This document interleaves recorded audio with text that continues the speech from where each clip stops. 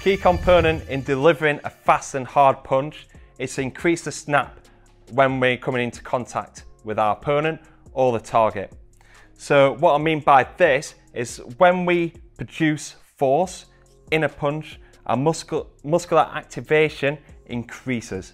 So as we start pushing into the floor, rotating through the hips, muscular activation is increased. But as we go towards the target, muscular activation decreases. The reason why is because we don't want to be tense as we're throwing, because this creates more of a pushing motion, and will also decelerate the fist going through the target.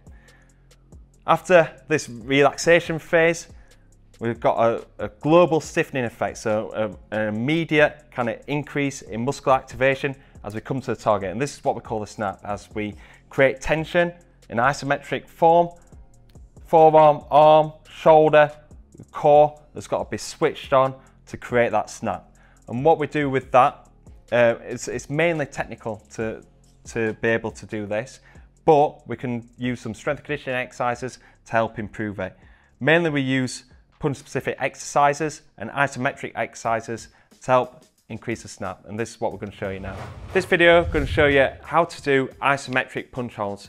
Now this is a great exercise to use in the boxing gym as a warm-up, but also great to use during the latter stages of training camp, as we use it in the taper phase and we use it when warming up an athlete going into their bouts. We go through certain combinations, and that's what I'm going to show you now. So Callum's going to demonstrate. We're going to start off with a backhand.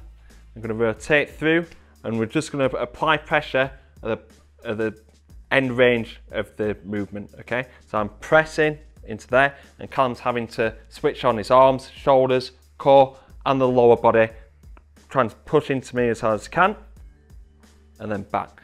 So what a lot of people make the mistake of, the coach might be a little bit shy sometimes and sitting back like that and not wanting to put too much force. You want to be really pressing into your athlete there to really switch on. So you see a difference there, can't you, straight away? As soon as I sit back, you want to be leaning in, putting that body weight in. You know, don't be shy in trying to work your athlete hard.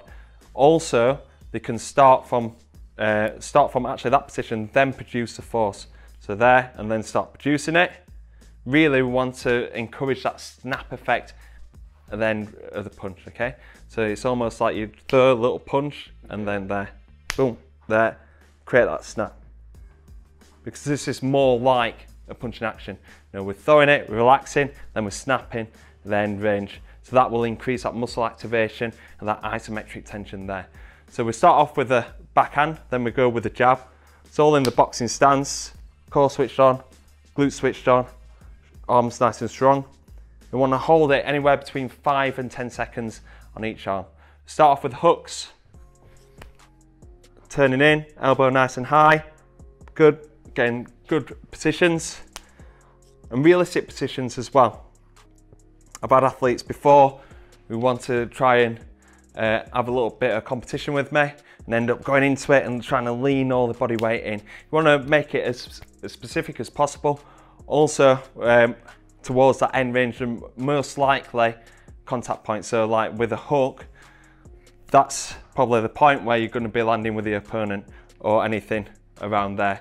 You're not going to be probably landing it when you're down there, which you would say is probably the end range of the punch. So it's more or less the end range or the most likely point of contact with the opponent. Uppercuts in there, mid-range again, core switched on.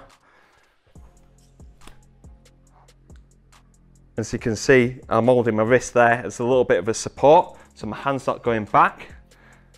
So you can either hold your hand there or press, go again, press on top to just add a little bit more body weight into there. So like I say, about 5 to 10 seconds on each side. If you use it as a warm-up for a boxing fight or for a boxing training session, you're right just going through one cycle of each punch. If you're using this as an exercise during a speed strength phase or a taper phase, we'd do 3 sets of each punch. Good, so as you notice, I'm catching it with one hand underneath and this hand's on top, and I'm gripping it straight away. Open palm, and then gripping, and I'm putting my body weight into it as well. Good, and you're creating that snap, and it's holding it momentarily at the top, creating that stiffness through his core, his shoulders, and his hips. So here's some more exercises that can benefit that snap, the end range of the punch. Now these are isometric exercises that are from our workshop on the Boxing Science membership, Isometric Training for Boxing.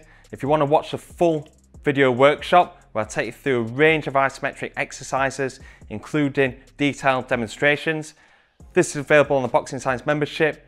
The link is in the description if you want to start your 7-day free trial today. Go. 4, 3, 2, 1.